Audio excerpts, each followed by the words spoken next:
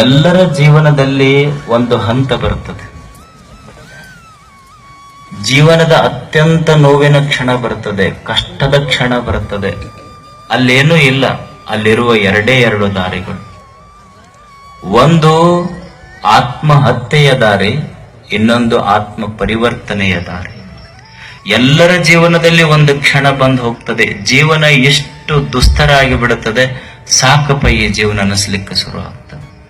ಅಲ್ಲಿರುವ ಎರಡು ದಾರಿಗಳು, ಒಂದು ಆತ್ಮಹತ್ಯೆಯ ದಾರಿ, ಇನ್ನೊಂದು ಆತ್ಮ ಪರಿವರ್ತನೆಯ ದಾರಿ. ಯಾರು ಆತ್ಮಹತ್ಯೆಯ ದಾರಿಯನ್ನು ತುಳಿತನ ಅವ ಈ ಜಗತ್ತಿನಲ್ಲಿ ಹೇಡಿಯಾಗ್ತಾನ. ಯಾರು ಆತ್ಮ ಪರಿವರ್ತನೆಯ ಹಾದಿಯನ್ನು ತುಳಿತಾರ ಅವರು ಸಂತರಾಗ್ತಾರ, ದೊಡ್ಡವರಾಗ್ತಾರೆ. ಜಗತ್ತಿನಲ್ಲಿ ಆತ್ಮ ಪರಿವರ್ತನೆಯ ಹಾದಿ ಪಡ್ಕೋಬೇಕು. ಕಷ್ಟಗಳು ಬಂದಿಲ್ಲೇನು, ಎಲ್ಲರಿಗೆ ಬಂದಾವ. ರವೀಂದ್ರನಾಥ್ ಟ್ಯಾಗೋರ್ ಅಂತಾರೆ, this is my prayer to the my Lord. ಭಗವಂತನೇ, ಇದು ನನ್ನ ಪ್ರಾರ್ಥನೆ ನಿನಗೆ. Give me the strength. ನನಗೊಂದು ಶಕ್ತಿ ಕೊಡು ಭಗವಂತನೇ, ನನಗೊಂದಿಷ್ಟು ಸಾಮರ್ಥ್ಯವನ್ನು ಕೊಡು. Give me the strength to bear lightly joys and sorrows in my life. ನನ್ನ ಜೀವನದಲ್ಲಿ ಬರುವ ಸುಖ ದುಃಖಗಳನ್ನ ಹಗುರಾಗಿ ಭರಿಸುವಂತ ಸಾಮರ್ಥ್ಯ ಕೊಡು ಭಗವಂತನೇ. ನೋಡಿ, ಒಬ್ಬ ದೊಡ್ಡ ವ್ಯಕ್ತಿ, ಒಬ್ಬ ಸಂತ, ಒಬ್ಬ ಜ್ಞಾನಿ ಭಗವಂತನಿಗೆ ಬೇಡಿಕೊಳ್ಳುವುದಕ್ಕೂ ನಮ್ಮಂತ ಸಾಮಾನ್ಯರು ದೇವನ ಹತ್ರ ಹೋಗಿ ಬೇಡಿಕೊಳ್ಳುವುದಕ್ಕೂ ಬಹಳಷ್ಟು ವ್ಯತ್ಯಾಸ ಇದೆ. ನಾವು ದೇವರಿಗೆ ಹೋಗಿ ಗುಡಿಗೆ ಹೋಗಿ ಬೇಡ್ಕೊಂಡೇವಿ, ನೋಡು ಭಗವಂತ ನಿನಗೆ 2 ಕಾಯಿ ಹೊಡಿತೀವಿ, ನಮಗ್ ಕಷ್ಟ ಬರೋದು ಬೇಡ, ನಿನಗಿನ್ನು 2 ಯಾಕ, ನಾ ಕೊಡಿತೀನಿ, ನನಗ್ ಬರೋ ಕಷ್ಟ ನನ್ನ ಮನಿ ಮಗ್ಗಲ್ದವ್ರಿಗೆ ಬರಲಕ್ಕ, ನನಗೇನು ಬರೋದು ಬೇಡ ಅಂತೀನಿ. ರವೀಂದ್ರನಾಥ್ ಟ್ಯಾಗೋರ್ ಅಂತಾನೆ, give me the strength to bear lightly joys and sorrows in my life. ಭಗವಂತನೇ, ಜೀವನದಲ್ಲಿ ಬರುವಂತ ಸುಖ ದುಃಖಗಳನ್ನ ಹಗುರಾಗಿ ಭರಿಸುವಂತ ಸಾಮರ್ಥ್ಯ ಕೊಡು. ನಾನು ನಿನ್ನ ಗರ್ಭಗುಡಿಯ ಮುಂದೆ ನಿಂತು ಏನು ಪ್ರಾರ್ಥನಾ ಮಾಡ್ತೀನಿ ಭಗವಂತನೇ ಅಂದ್ರ, ನನ್ನ ಜೀವನದಲ್ಲಿ ಬರುವಂತಹ ಕಷ್ಟಗಳು, ನನ್ನ ಜೀವನದೊಳಗ ಕಷ್ಟ ಬರೋದು ಬೇಡ ಅಂತ ನಿನಗೆ ಕೇಳಿಕೊಳ್ಳಿಕ್ಕೆ ಬಂದಿಲ್ಲ ನಾನು. ನನ್ನ ಜೀವನದಲ್ಲಿ ತೊಂದರೆಗಳು ಬರಬಾರದು ಅಂತ ನಿನ್ನ ಗುಡಿ ಕೇಳಿಕೊಳ್ಳಿಕ್ಕೆ ಬಂದಿಲ್ಲ ನಾನು ನಿನಗೆ ಏನು ಕೇಳಿಕೊಳ್ಳಿಕ್ಕೆ ಬಂದೀನಿ ಅಂದ್ರೆ, ನಿನ್ನಲ್ಲಿ ಎಷ್ಟು ಶಕ್ತಿ ಇದೆಯೋ ದೇವನೇ, ಅಷ್ಟು ಕಷ್ಟ ನನಗ್ ಕೊಡು. ದೇವನೇ, ನಿನ್ನಲ್ಲಿ ಶಕ್ತಿ ಇರುವಷ್ಟು ಕಷ್ಟ ನನಗ್ ಕೊಡು. ನಾನು ಕೇಳಿಕೊಳ್ಳುವುದು ನೀನು ಕಷ್ಟ ಕೊಡಬೇಡ ಅಂತ ಕೇಳಿಕೊಳ್ಳುವುದಿಲ್ಲ, ನಾನು ಕೇಳಿಕೊಳ್ಳುವುದು ನೀನು ಕಷ್ಟಗಳನ್ನ ತಡ್ಕೊಳ್ಳುವ ಸಾಮರ್ಥ್ಯ ಕೊಡು ಅಂತ ನಿನ್ನ ಗುಡಿ ಮುಂದೆ ಕೇಳಿಕೊಳ್ಳಿಕ್ಕೆ ಬಂದ. ಸಾಮರ್ಥ್ಯ ಕೊಡು ನನಗೆ. ಬರುವುದಿಲ್ಲ, ಎಲ್ಲರ ಜೀವನದಲ್ಲಿ ಬರ್ತವೆ. ಮನುಷ್ಯ ಅದನ್ನ ಮೀರಿ ಬದುಕಬೇಕಾಗಿರ್ತದೆ. ನೀವು ನೋಡಿ, ಮನುಷ್ಯನೊಳಗ ಇವತ್ತೇನಾದ್ರೂ ಕಳ್ಕೊಂಡಿದ್ರೆ ನಾವು ಉತ್ಸಾಹ ಕಳ್ಕೊಂಡಿವಿ, ಎಲ್ಲದರಲ್ಲಿ ನಿರುತ್ಸಾಹ ಮನುಷ್ಯನಿಗೆ. ನೀವು ಯಾರ ಮನೆಗೆ ಅವ್ರಿಗೆ ಸ್ವಾಮಿಗಳಂತೂ ಹೋದಾಗ ನೋಡ್ಬೇಕು, ಹಳೆ ಮಂದಿರ್ತಾರಲ್ಲ ಮುದುಕರು, ಕೈ ಹಿಡಿದ್ರೇನ ಯಪ್ಪ ನನ್ನ ಕರ್ಕೋ ಮೊದಲು. ಮನೆಗೆ ಹೋದ ಕೂಡಲೇ ಅವ್ರ ಪಾದ ಮುಟ್ಟೋದಳು, ಮೊದಲು ಕೈ ಹಿಡಿದ್ರೇನ ಯಪ್ಪ ನನ್ನ ಕರ್ಕೋ ಮೊದಲು. ಅಲ್ಲ, ಬೇಕಂದ್ರೆ ಅವರ ಹೋಗ್ಬೇಕು, ನಾವ್ಯಾಕ ಆ ಕೆಲಸ ಮಾಡಿದ. ಅವ್ರಿಗೆ ಗೊತ್ತಿರ್ತೈತಿ, ಅಪ್ಪರ ಕೈ ಹಿಡಿದ್ರೆ ಅವ್ರಿಗೆ ಈಗ 99 ಇದ್ರೆ ಇನ್ನೂ ಒಂದು 100 ವರ್ಷ ಅಂತಾರನ್ನು ಗ್ಯಾರಂಟಿ ಮೇಲೆ ಅಂತಿರ್ತಾರ ಅವ್ರು. ಗುರುಗಳು ಹೋಗ್ತಿದ್ರ ಮನೆಗೆ, ಯಾರ ಮನೆಗೆ ಹೋದ್ರು ಮುದುಕರ ಕೈ ಹಿಡಿದ್ರನ್ನ ಯಪ್ಪ ಕರ್ಕೋ ನನಗೆ, ಯಪ್ಪ ಕರ್ಕೋ ನನಗೆ, ಯಪ್ಪ ಕರ್ಕೋ ನನಗೆ. ಅವ್ರ ಗುರುಗಳಿಗೆ ಸಾಕಾಗ ದೇವರಿಗೆ ಪ್ರಾರ್ಥನಾ ಮಾಡಿದ್ರು. ಅವಾಗ ದೇವರು ಪ್ರತ್ಯಕ್ಷ ಆದ್ರು. ದೇವರು ಪ್ರತ್ಯಕ್ಷ ಆದ ಕೂಡಲೇ ಅವ್ರ ಗುರುಗಳು ದೇವ್ರಿಗೆ ಕೈ ಹಿಡ್ದನ್, ಮೊದಲು ನನ್ನ ಕರ್ಕೊ ಅಂದ್ರ. ಇಂಥ ನಿರುತ್ಸಾಹಿಗಳ ಮಧ್ಯದೊಳಗೆ ನನಗ್ ಬದುಕಕ್ ಆಗೋದಲ್ಲ. ಮನುಷ್ಯ ಬದುಕಬೇಕಾಗ್ತದ. ಹೋಗಿರಿ, ಏನ್ ಮಾಡವನಿ ಅಲ್ಲಿ ಮ್ಯಾಲ? ಅಲ್ಲೇನ್ ಟಿವಿ ಅದಾವ, ಧಾರಾವಾಹಿ ಅದಾವ, ಏನದಾವ? ಇಲ್ಲಾದ್ರೆ ಎಷ್ಟು ಚಂದ ಟಿವಿ ಧಾರಾವಾಹಿ, ಇಷ್ಟು ದೊಡ್ಡ ಜಾತ್ರೆ, ಆರಾಮ್ ಚಂದ ಉಂಡು ತಿಂದು ಜಾತ್ರೆ ಮಾಡೋದು ಬಿಟ್ಟು ಏನು ಹೋಗಿರಿ, ಏನು ಮಾಡವ್ರು? ಭಗವಂತ ನಮಗ್ ಹುಟ್ಟಿಸಿದ್ದು, there is a purpose, there must be a reason.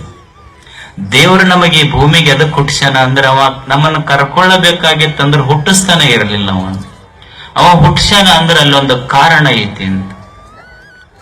ಮನುಷ್ಯನ ಜೀವನ ಯಾವಾಗ ಸುಂದರ ಆಗ್ತೈತಿ ಅಂದ್ರೆ, ದೇವರು ಈ ಸುಂದರವಾದ ಜಗತ್ತನ್ನೇ ನಿರ್ಮಾಣ ಮಾಡ್ಯಾನಲ್ಲ, ನಮ್ಮ ಸಭೆ ಮಾತುಗಳಿಂದ, ಸತ್ಕಾರ್ಯಗಳಿಂದ, ಸಚ್ಚಿಂತನೆಯಿಂದ, ಎದೆಯೊಳಗಿನ ಪ್ರೇಮದಿಂದ ಭಗವಂತ ನಿರ್ಮಾಣ ಮಾಡಿರುವಂತ ಈ ಸುಂದರ ಸೃಷ್ಟಿಯನ್ನ ಮತ್ತಷ್ಟು ಸುಂದರ ಮಾಡಿದ್ರೆ ಅದು ಸಾರ್ಥಕ ಜೀವನ ಅಷ್ಟೇ. ನಾವು ಸುಂದರ ಮಾಡಬೇಕಾಗ್ತದೆ. ನಿರುತ್ಸಾಹ ಇರಬಾರದು ಜೀವನದೊಳಗೆ. ನೀವು ಹಿರಿಯರಿಗೆ ಕೇಳಿದ್ರು ಅಷ್ಟ, ಸಣ್ಣ ಹುಡುಗರನ್ನಾರ ಕೇಳ್ರಿ, ಅವರ ಏನು ಉತ್ಸಾಹ ಜೀವನದೊಳಗ. ಈಗ ನೋಡ್ರಿ, ಹುಡುಗರು SSLC ಫೇಲ್ ಆಗ್ತಾವ, PUC ಫೇಲ್ ಏನು ಫೇಲ್ ಆದ್ರೆ ಏನ್ ಒಂದೆರಡು ಸಬ್ಜೆಕ್ಟ್ ಹೋಗಿರ್ತಾವ, ಕಟ್ಟಿ ಬರೆದ್ರೆ ಮುಗೀತು. ನೀವು ನೋಡಿರಲ್ಲಿ SSLC ಒಳಗೆ ಫೇಲ್ ಆದ ಕೂಡಲೇನೆ ಅವು ಆತ್ಮಹತ್ಯೆ ಮಾಡಿಕೊಳ್ಳು. ಒಂದ್ ಹುಡುಗ ಹೋಗಿ ಫೇಲ್ ಆತು, 2 ಪೇಪರ್ ಹೋಗಿದ್ದು ಆತ್ಮಹತ್ಯೆ ಮಾಡ್ಕೊಳಕ್ ಹೊಂಟು. ಅವ್ನ ದೋಸ್ತ್ ಕೇಳಿದ, ಎಲ್ಲಿಗೆ ಹೊಂಟಿ? 2 ಪೇಪರ್ ಫೇಲ್ ಆಗ್ಯಾವಪ್ಪ, ಸಾಕಿನ್ ಇದ್ದರೆ ಏನ್ ಮಾಡೋದು, ಹೊಳಿ ಹಾರಿ ಬಿಡ್ತೀನಿ, ಇಲ್ಲ ಊರ್ಲ್ ಹಾಕೊಂತೀನಿ ಅಂತ ಹೊಂಟಿತ್ತದು. ಅವಾಗ ಅವ್ರ ದೋಸ್ತ್ ಹೇಳಿದೀಗ, ಹಂಗ ದುಡಿಕ್ ಸಹಿತ ನಿರ್ಧಾರ ತಗೊಳಕ್ ಹೋಗ್ಬೇಡ, ಸುಮ್ಮನೆ 2 ಪೇಪರ್ ಫೇಲ್ ಆಗ್ಯಾವ, ಬರೆದು ಪಾಸ್ ಆಗು. ನೀ ಆತ್ಮಹತ್ಯೆ ಮಾಡ್ಕೊಂಡಿ ಅಂದ್ರೆ ಮತ್ ಹೊಳ್ಳಿ LKG ಇಂದ ಅಡ್ಮಿಷನ್ ಕೊಡಿಸ್ತಾರೆ ನಿನಗ. ಬಾಳ ಕಷ್ಟ. ಎಷ್ಟ್ ಪುಸ್ತಕ ಓದ್ಬೇಕದು. ಶಾಲ್ಯಾಗ ಗಣಿತ ಹೇಳಕ್ ಬೇರೆ, ಇಂಗ್ಲಿಷ್ ಹೇಳಕ್ ಬೇರೆ, ಕನ್ನಡ ಹೇಳಕ್ ಬೇರೆ, ವಿಜ್ಞಾನ ಹೇಳಕ್, ಅದಕ್ಕ ಬೇರೆ ಬೇರೆ ಮಸ್ತಾರ ಅದರ. ನೀವ್ ಓದ್ಬೇಕಾಗತ್ತ, ಅದು ನಿನ್ ಕರ್ಮ ನೋಡ. ಆಮೇಲೆ ಏನದ, ಯಾರಿಗೆ ಉತ್ಸಾಹ ಇದೆ? ಸಣ್ಣ ಪುಟ್ಟ ಜಗಳ ಆತು ಅಂದ್ರೆ ಮನ್ಯಾಗ ಹೆಣ್ಮಕ್ಳು ಒಂದಿಷ್ಟು ಹಗ್ಗ ತಗೊಂಡು ಹೋಗ್ತಿರ್ತಾರೆ. ಕೇಳ್ತಿರ್ತೀನಿ, ನನ್ನಪ್ಪ ಸಾಕಾಗೈತೆ ಜೀವನ, ಸುಮ್ಮನೆ ಹೋಗಿ ಬಿಡ್ಬೇಕು ನೋಡು. ಒಂದು ಕ್ಷಣ ಹಿಂಗ ವಿಚಾರ ಮಾಡುವ ತಾಯಂದರೆಲ್ಲ ಒಂದು ಕ್ಷಣ ನೋಡ್ರಿ, ನಿನ್ನ ಹೊಟ್ಟೆಯಲ್ಲಿ ಹುಟ್ಟಿದ ಮಕ್ಕಳ ಕಣ್ಣೊಳಗ ಕಣ್ಣಿಟ್ಟು ನೋಡನಿ. ಮಕ್ಕಳ ಕಣ್ಣೊಳಗ ಕಣ್ಣಿಟ್ಟು ನೋಡಿದ್ರ ಗೊತ್ತಾಗ್ತೈತಿ. ಯಾಕಂದ್ರ ನಿನ್ನ ಹೊಟ್ಟೆಯಲ್ಲಿ ಹುಟ್ಟಿದ ಮಕ್ಕಳಿಗೆ, ಆ ಹಕ್ಕಿಗಳಿಗೆ ನೀ ಇನ್ನೂ ಹಾರುವುದನ್ನು ಕಲಿಸಿಲ್ಲ, ಹಾಡುವುದನ್ನು ಕಲಿಸಿಲ್ಲ. ಅವಕ್ಕ ಬಿಟ್ಟು ಹೋಗಕ್ಕೆ ಲೆಕ್ಕ. ಮಕ್ಕಳ ಕಣ್ಣೊಳಗ ಕಣ್ಣಿಟ್ಟು ನೋಡಿದ್ರೆ ಬದುಕಬೇಕು ಅನಿಸ್ತೈತಿ. ಮಕ್ಕಳ ಕಣ್ಣೊಳಗ ಕಣ್ಣಿಟ್ಟು ನೋಡ್ರಿ, ನೀವು ಮತ್ತ ಮನ್ಯಾನವ್ರ ಕಣ್ಣಾಗ ಕಣ್ಣಿಟ್ಟು ನೋಡಿರಿ ಹೋಗಬೇಕು ಅನಿಸ್ತೈತಿ. ಮಕ್ಕಳ ಕಣ್ಣೊಳಗ ಅಷ್ಟ ಕಾಂತಿ ಇರುತ್ತದೆ.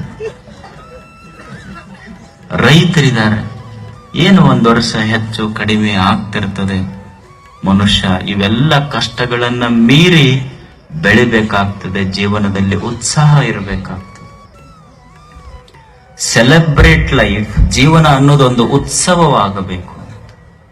ಯಾವಾಗ ಮನುಷ್ಯನ ಇದೆಯೊಳಗ ಸಂತೋಷ, ಪ್ರೇಮ ತುಂಬತೈತಿ, ಅವಾಗ ಜೀವನ ಉತ್ಸವವಾಗಿ ಬಿಡುತ್ತದೆ. ಒಂದು ಗಿಡ ಇತ್ತು. ಆ ಗಿಡದಲ್ಲಿ ಒಂದು ಪುಟ್ಟ ಹಕ್ಕಿ ಒಂದು ಗೂಡು ಕಟ್ಟಿತ್ತು. ಆ ಗೂಡಿನೊಳಗ 2 ತತ್ತಿ ಇಟ್ಟು ಆಹಾರ ಹುಡುಕ್ಲಿಕ್ಕೆ ಹೋಗಿತ್ತು. ಆ ಹಕ್ಕಿ 2 ತತ್ತಿ ಇಟ್ಟು ಮರಿ ಮಾಡಿತ್ತು. ಅದೇ ತಾನೇ ಸಣ್ಣ ಮರಿ ಇದ್ದು, ಇನ್ನು ಕಣ್ಣು ಸಹಿತ ತೆರೆದಿರ್ಲಿಲ್ಲ. ಆ ತಾಯಿ ಹಕ್ಕಿ ಹಾರಾಡ್ಲಿಕ್ಕೆ ಹೊರಗ ಆಹಾರ ಹುಡುಕ್ಲಿಕ್ಕೆ ಹೋಗಿತ್ತು. ಆಹಾರ ಹುಡುಕೊಂಡು ಆಹಾರ ತಿಂದು ಗೂಡಿಗೆ ಬರಬೇಕು ಅನ್ನೋದ್ರೊಳಗೆ ಒಂದು ದುರ್ಘಟನೆ ನಡೆದಿತ್ತು. ಒಬ್ಬ ಮನುಷ್ಯ ಬಂದು ಆ ಹಕ್ಕಿ ಕಟ್ಟಿದ ಗೂಡ ಹಿಡಿದ ಜಗ್ಗಿ ಆ ಗೂಡ ಹರಿದ ಕೆಳಗೆ ಬೀಳಿಸಿದ್ದ. ಅದರೊಳಗೆ ಏನು ಹಕ್ಕಿ 2 ಮರಿ ಇಟ್ಟಿತ್ತಲ್ಲ, ಆ ಮರಿ ಕೆಳಗೆ ಬಿದ್ದು ವಿಲಿ ಒದ್ದಾಡಿ ಸತ್ತು ಹೋಗಿತ್ತು.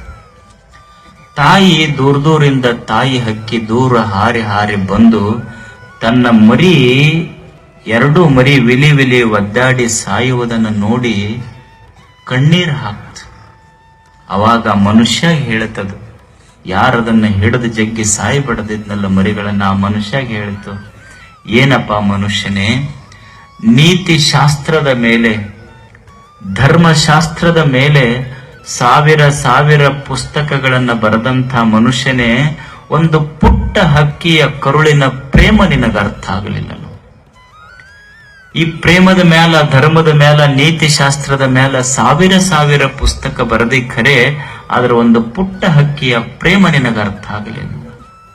ಇಷ್ಟಂದು ಒಂದು ಹನಿ ಕಣ್ಣೀರ ಹಾಕಿ ಒಂದು ಕ್ಷಣ ಕುಂತ ಹಕ್ಕಿ. ಕುಂತು ಮತ್ತೆ ಹಾಡ್ಕೋಂತ ಹೊಂಟದ. ಆ ಗಿಡ ಆ ಹಕ್ಕಿಗೆ ಕೇಳ್ತಂತ, ಅಲ್ಲ ಈಗ ಒಂದು 2 ಕ್ಷಣದಿಂದ ನಿನ್ನ 2 ಮಕ್ಕಳು ಸತ್ತಾವ, ಈಗ ನೀ ಹಾಡ್ಕೋಂತ ಕುಂತಿಯಲ್ಲ ಗಿಡದಾಗ. ಅವಾಗ ಹಕ್ಕಿ ಹೇಳ್ತಂತ, ಆಗಿದ್ದಾತು, ಹಿಂದಾದದ್ದೆಲ್ಲ ನೆನಪಿಟ್ಟುಕೊಂಡು ಅಳ್ಕೊಂತ ಕುಂದ್ರಕ್ ನಮ್ಮನ್ನೇನು ಮನುಷ್ಯರ್ ಮಾಡಿ ಏನಿನಂತ. ಹಿಂದಾದದ್ದೆಲ್ಲ ನೆನಪಿಟ್ಟುಕೊಂಡು ಅಳ್ಕೊಂತ ಕುಂದ್ರಕ್ ನನ್ನೇನು ಮನುಷ್ಯರ್ ಮಾಡಿ ಏನಿನ. ಹಕ್ಕಿಗಳಂದ್ರನ ನಾವು ಮರಿತೀವಿ, ಹಾಡ್ತೀವಿ. ನಾವು ಹಾಡ್ಕೊಂತಿರುವುದಕ್ಕ ಆಕಾಶದೊಳಗೆ ಹಾರ್ತೀವಿ, ಅವು ಅಳ್ಕೊಂತಿರುವುದಕ್ಕ ನೆಲದ ಮೇಲೆ ಭೂಮಿ ಮೇಲೆ ಇರ್ತಾವು ಅಂತ. ಹಾಡ್ಕೊಂತಿರ್ಬೇಕು ಮನುಷ್ಯ, ದುಃಖ ಮರಿಬೇಕು, ಉತ್ಸಾಹದಿಂದ ಇರಬೇಕನ್ನುವುದಕ್ಕ ಯಾತ್ರಾ ಮಹೋತ್ಸವ. ಚಿಂತೆ ಮರಿಬೇಕು, ದುಃಖಗಳನ್ನ ಮರಿಬೇಕು. ಇವೆಲ್ಲ ಸಹಜ ಜೀವನದೊಳಗ, ಅವೆಲ್ಲ ಇನ್ಸೆಪರೇಬಲ್ ರಿಲೇಟೆಡ್ ಇನ್ ಲೈಫ್. ಯಾವುದನ್ನು ಬಿಡಿಸ್ಲಿಕ್ಕಾಗುವುದಿಲ್ಲ. ಅಂತರ ಮಧ್ಯದಲ್ಲಿ ಮನುಷ್ಯ ಉತ್ಸಾಹದಿಂದ ಬದುಕಬೇಕನ್ನುವುದಕ್ಕಾಗಿನೇ ಇಷ್ಟೆಲ್ಲ ಪರಮ ಪೂಜ್ಯರು ತಮ್ಮ ಮಾತುಗಳಿಂದ ನಿಮಗೆಲ್ಲ ಸ್ಫೂರ್ತಿಯನ್ನು ತುಂಬುತ್ತಾ ಇದ್ದಾರೆ. ಇಷ್ಟೆಲ್ಲ ಜಾತ್ರಾ ಮಹೋತ್ಸವದಲ್ಲೆಲ್ಲ ಪರಮ ಪೂಜ್ಯರು ಬಂದಿದ್ದಾರೆ, ತಮಗೆಲ್ಲ ಸ್ಫೂರ್ತಿಯ ಮಾತುಗಳನ್ನು ಹೇಳಿದ್ದಾರೆ, ಪ್ರವಚನದ ನುಡಿಗಳನ್ನು ನೀಡಿದ್ದಾರೆ. ಬಹಳ ಜನ ಅಂತಿರ್ತಾರ ನೋಡ್ರಿ, ಏನ್ರಿ ನಮಗೂ ಜೀವನದೊಳಗ್ ಬಹಳ ಕಷ್ಟ ಬಂದೈತಿ, ನೋವು ಬಂದೈತಿ, ದುಃಖ ಬಂದೈತಿ, ಏನು ಪ್ರವಚನ ಕೇಳೋದು ಕೂಡ್ಲೇನೆ, ಏನ್ ಸ್ವಾಮಿಗಳ ಮಾತು ಕೇಳೋದು ಕೂಡ್ಲೇನೆ, ಶರಣರ ಮಾತು ಕೇಳೋದು ಕೂಡ್ಲೇನೆ ನಮ್ ಚಿಂತೆ ದೂರ ಆಕ್ಕವ, ದುಃಖ ಹೋಗ್ತಾವ ಅಂತ ಅನ್ನೋರು ಬಹಳ ಮಂದಿ ಇರ್ತಾರ. ನೀವು ನೋಡಿ, ಮಳಿ ಬರ್ತದ, ಮಳಿ ಬರ್ತಿರ್ತೈತಿ. ಮಳಿ ಬರುವಾಗ ನೀವು ಕೈಯಾಗ ಒಂದು ಕೊಡಿ ತಗೊಂಡು ಹೋಗ್ತೀರಿ, ಹೌದಲ್ಲ? ಮಳಿ ಜೋರಾಗಿ ಬರ್ತಿರ್ತದೆ, ನೀವು ಕೈಯೊಳಗೊಂದು ಕೊಡಿ ತಗೊಂಡು ಹೋಗ್ತೀರಿ. ನೀವು ಕೈಯಲ್ಲಿ ತೆಗೆದುಕೊಂಡು ಹೋಗುವಂತ ಕೊಡಿ ಮಳಿ ನಿಲ್ಲಿಸುವ ಶಕ್ತಿ ಏನಾದರೂ ನಿಮ್ಮ ಕೈಯೊಳಗಿರುವ ಕೊಡಿಗೈತೇನೋ, ಛತ್ರಿಗೈತೇನೋ? ಇಲ್ಲ. ನೀವು ಕೈಯಲ್ಲಿ ಹಿಡಿದುಕೊಂಡು ಹೋಗುವಂತ ಛತ್ರಿಗೆ ಮಳಿ ನಿಲ್ಲಿಸುವ ಶಕ್ತಿ ಇಲ್ಲ. ಆದ್ರೆ ಅದಕ್ಕೊಂದೇನೈತಿ ಅಂದ್ರೆ, ಬರುವ ಮಳೆಯಿಂದ ನಿಮ್ಮ ಮೈ ತೊಯ್ಲಾರ್ದಂಗ್ ನೋಡಿಕೊಳ್ಳುವ ಸಾಮರ್ಥ್ಯ ಡೆಫಿನೆಟ್ಲಿ ಆ ಛತ್ರಿಗೆ ಐತದ. ಹಂಗ ದೊಡ್ಡವರ ಮಾತುಗಳು, ಶರಣರ ಮಾತುಗಳು, ಎಲ್ಲ ಪೂಜ್ಯರ ಮಾತುಗಳು ನಿಮ್ಮ ಜೀವನದಲ್ಲಿ ಬರುವಂತ ಕಷ್ಟ, ದುಃಖ, ನೋವ ಬರಲಾರ್ದಂಗ ಮಾಡ್ಲಿಕ್ಕೆ ಸಾಧ್ಯ ಇರದೇ ಇದ್ರು ಸಹಿತ ಅದರಿಂದ ಆಗುವ ನಿಮ್ಮ ಮನಸ್ಸಿಗೆ ತಾಪ ಆಗ್ತೈತಲ್ಲ, ಅದನ್ನ ತಡೆ ಹಿಡಿಯುವ ಸಾಮರ್ಥ್ಯ ಮಾತ್ರ ಮಾತುಗಳಿಗಿದೆ. ಅದೊಂದು ಛತ್ರಿ ಇದ್ದಂಗೆ. ಸುಮ್ಮನೆ ಮನಸ್ಸಿಗೆ ಒಂದಿಷ್ಟು ತಾಪಾತು ಅಂತ ಮಾತುಗಳನ್ನು ಹಿಡ್ಕೊಂಡು ಹೋಗೋದು.